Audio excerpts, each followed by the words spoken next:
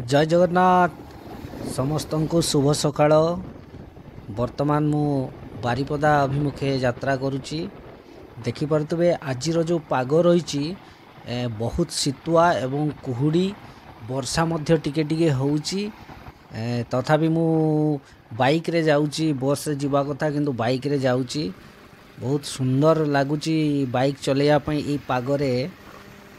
देखिपे visual रे आपण माने केते सुंदर रही यात्राटी मो पाई बहुत आनंद लगुच। कारण वर्षा हो तो रेनिकोट पिंधिकी गला जो मजा लगे हेलमेट पिंधे बहुत बढ़िया लगे।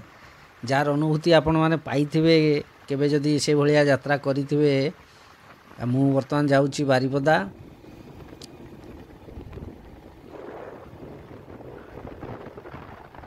देखि पारथुए पाग पूरा शीतुआ रही। हेलमेट लगेची बोली जना पड़ुनी पवनटा, किंतु ठंडा लगुच, हल्का हल्का ठंडा लगुच। वर्षा मध्य टिके टिके होउची।